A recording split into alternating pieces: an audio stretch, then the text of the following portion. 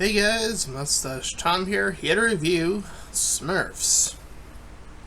So, surprisingly, I have not seen any trailers for this whatsoever. I had no idea this even came out. The only reason I knew it came out, in fact, was that I started seeing on my timeline other people talking about the movie. One comparison, I'll just say it right off the bat, that I was hearing about anyway, was that this was a lot like the Emoji Movie, which, if you remember that was a nightmare.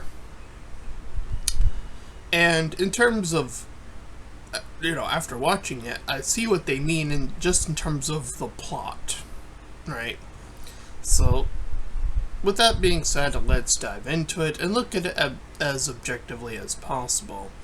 So the movie opens up with this book semi-narrating or whatever, and it jumps into this musical number. Not surprising, considering, they have a singer as, Smurfette Rihanna there. You see that right down the poster. And Papa Smurf exposits that all Smurfs have a purpose. However, much like, again, as I just talked about in the Emoji Movie, how the main character didn't really feel like he had a proper emoji status, as it were, there is a new Smurf that doesn't have a name. He's called a no-name throughout the entire movie.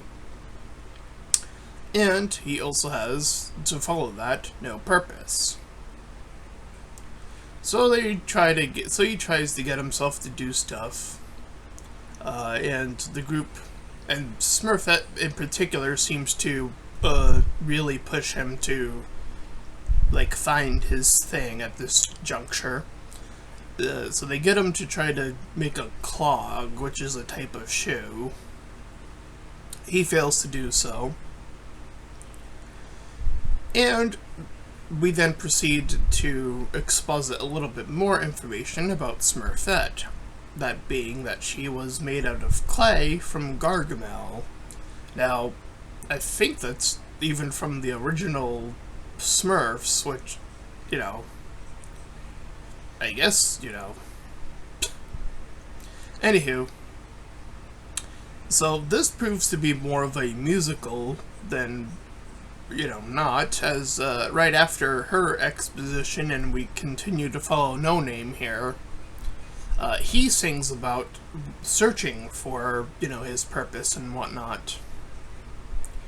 After that, he makes a wish about finding said purpose, and he begins to glow. And from there, this is where the movie stops, I guess, being about the Emoji Movie plot, as magic blasts out of him, and he begins blasting magic out of his hands, and proceeds to show the others. However, Razamel, not Gargamel, Razamel, it's another guy, finds out through, I guess, his co-partner, whatever his name was, I forget, says that they were able to detect this magic somehow, I guess, whatever. There's a lot of conveniences to make this plot happen, so, So yeah, he makes a portal and he gets Papa Smurf and proceeds to trap him. He tells the rest of the Smurfs to find a individual named Ken. So, speaking of convenience, they manage to pull out this portal player of playing a song, and it sends only the key Smurfs, as it were, the ones related to, anything to do with the plot, or Smurfs, people that know Smurfs would recognize. Anywho, so Razamel, meanwhile, goes to where he's summoned by this council of evil summoner people. And they have 3 or 4 books, and they want the 4th book to do more evil stuff or whatever. That's the evil plot happening. All the while, Gargamel is also in this movie and gets introduced at this juncture of the movie.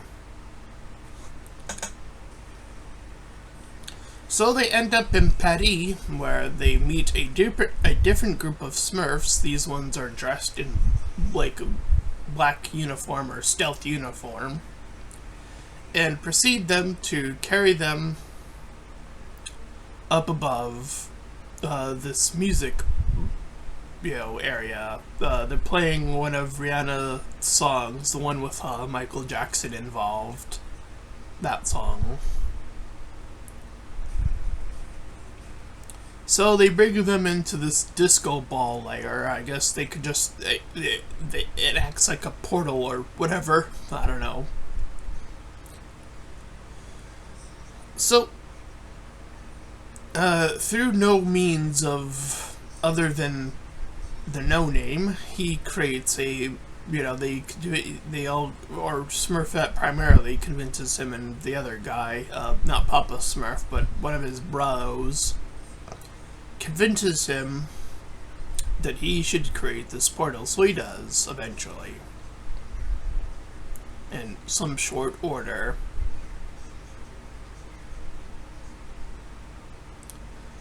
So, they end up in the desert, not in the location that they wanted to get to, but nonetheless, Papa Smurf's brother, I guess, is... I don't remember his name, but he is given No Name a cake to proceed to pull out these other creatures. They're like these ball creatures. You can see one in the poster on the right of Papa Smurf there. I don't remember what they're called either, to be honest.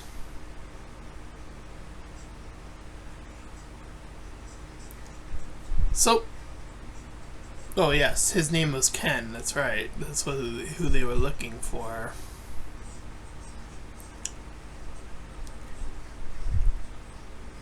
So obviously Ken is wanting to pursue, and so Smurfette also wants to pursue. He gives a watch away to get them closer to their location, but No Name is not too excited about this prospect, considering that it is revealed, I think at this juncture, that the reason he's able to do magic is he had the book on him, the final book, that being.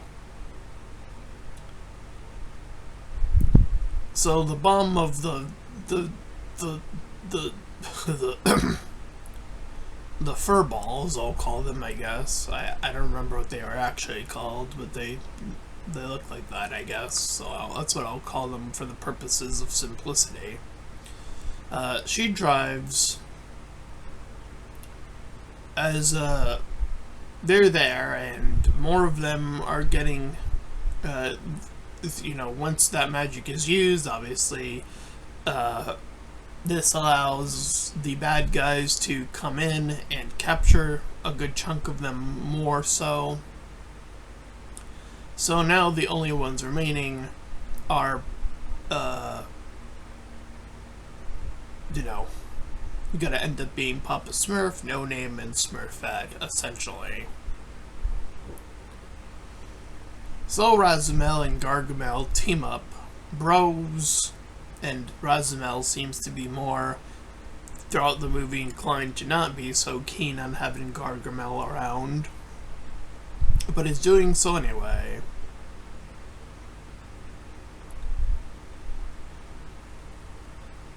So, No Name and Smurfette sneak into the lair through getting, delivered there to the base, and this is where it's actually discovered No Name had the magic book all along.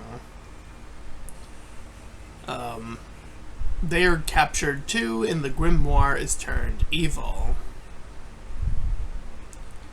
However, it is Razumel's dialoguing here that gets Gargamel so upset that he's willing to help the Smurfs escape. Yes, that is what happens here at this juncture of the movie. So we now learn about the third brother, apparently named Ron. The lost Smurf who had really long hair got sucked into this portal based on this flashback. So Gargamel takes this deal as Razumel takes the other books. He now has all 4 of them. And this is where his all-powerful power comes into play, making sure that it is only, as I mentioned earlier, Papa Smurf, Smurfette, and No Name, and even Papa Smurf gets taken out next. This is where, earlier in the movie, I forget where this happens, I didn't write it down exactly, but in my notes, but Smurfette was told of her upbringing, essentially, from Gargamel or Razumel. Razumel, I think, was the one who told her that she was the one made of clay to serve them to get the Smurfs, essentially. To use her beauty to get the Smurfs, right? So she, now at this point, uses that to fake her betrayal, and it works. It just works. So the bad guys are the ones turned to clay. As they enter what I can best describe as a scene that is, I feel, sort of lifted from Multiverse of Madness, but better. I can't believe the Smurfs did this better than Multiverse of Madness, as they go through all these portals that take them through these different iterations, these different types of worlds that, it's just the bad guy and the 2 good guys left fighting through them with the book in hand. As the first world, as I mentioned, is this clay world, and then this paper world, and then this video game world, and then this anime world. So that's already more than, again, what Multiverse of Madness ever dared to do, I think. Because we actually do, I do think the time ratio is a little bit longer in each world. Maybe even by a few seconds,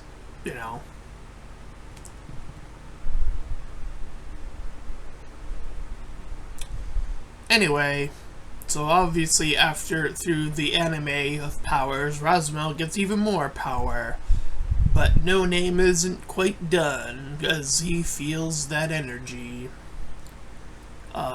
He uses now his real magic that he had all along, and they sing their Smurf song. And all the others are returned, and power him away. Thus, Magic Smurf is born, and Ron is able to come back too. And they all dance their happy little Smurf dance, and that's the Smurfs. Plenty of convenience and inconvenience for the bad guys to move the plot along the way. I guess it's better than the live-action Smurfs. I think people might have forgotten that was even a thing, if I'm being honest. I think it's better I know I did say it's essentially the plot of the Emoji Movie, but I would argue that it's slightly better than the Emoji Movie. Slightly, but not great. So I'd probably give this like a 5 out of 10. It's meh. I do appreciate, first of all, the animation attempt, first and foremost. I think that's always keen, especially when a lot of people, complain about, oh, they're turning everything live action. So, you know, I definitely wanted to at least point that out at the most, you know. And, you know, despite it having a similar plot, I do think that they pretty quickly actually moved past that whole, like, well, kind of, idea of, like, not having a place or purpose. I mean, again, kind of, to a degree. The music, I would say, is fine. I'm fairly certain that a lot of the songs used, except the one I mentioned, when they're playing a classical song of Rihanna's, I think the first two songs they mentioned, I think they're new for this movie. I'm not familiar with them at the very most, so, you know, I think there's some creativity with the music at least. Yeah. Not too, you know, not too complicated, not too complex, not anything that was solid, I would argue, but hey, you know. Again, that's why I'm giving it like a 5 out of 10. It's a meh movie. You know, meh. So yeah, that's my review of Smurfs, not the Smurfs, Smurfs. And if you ended up enjoying this review, then please feel free to like, comment, and subscribe. Also make sure to check out those links in the description. One will head you over to my petition to help out small YouTubers, looking to my PayPal where you can help support me and my channel directly, there to my Discord server. We can join Collab Shield, do a lot of cool stuff, and until next time everyone, bye bye.